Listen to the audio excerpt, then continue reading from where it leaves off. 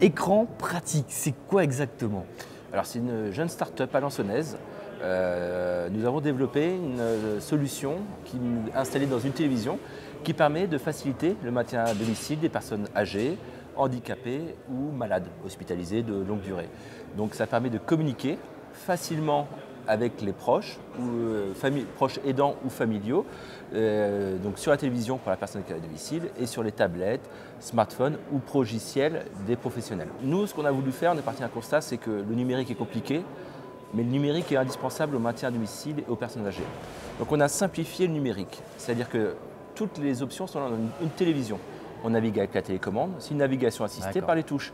Vous voulez consulter vos rendez-vous, vous appuyez sur le bouton 1, vous voulez voir les messages de vos enfants, vous appuyez sur le bouton 2. Donc toute la navigation est assistée pour être très simple.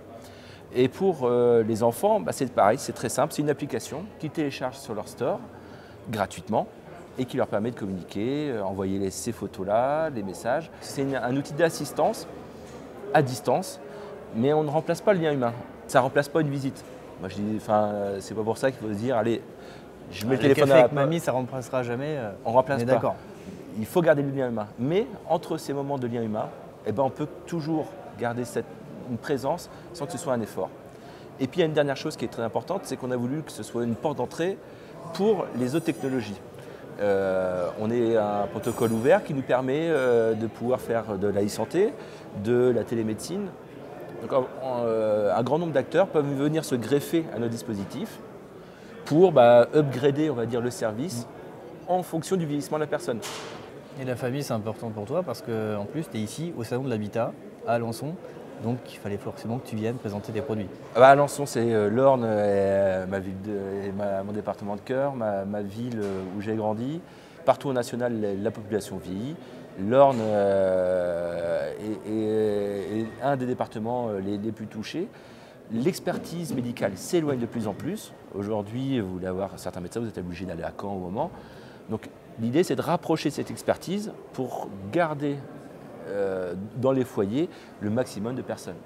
Et à Alençon, on sent qu'il y a vraiment un vrai enjeu, il y a un vrai entrain. Texap Ouest est ici, les collectivités, villes, départements et les régions, tout le monde, on sent qu'il y a ces dynamiques. Ici, il y a ces dynamiques. Texap Ouest, je suis membre, et on a aussi AZ qui est ici. Il y a plein de gens qui sont dans la même dynamique. On sent qu'on a baigné dans ce département, on a envie d'y rester, on a envie de créer de l'emploi.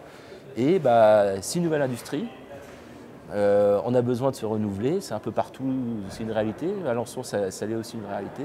Et c'est une industrie sur laquelle on peut espérer de nombreux emplois, de nombreuses richesses. Et je trouve ça très bien que les collectivités s'emparent de cette question, de ce marché. J'allais te demander un mot de la fin, mais en fait tu viens de le faire à l'instant. Parfait. Merci beaucoup David. Merci à vous.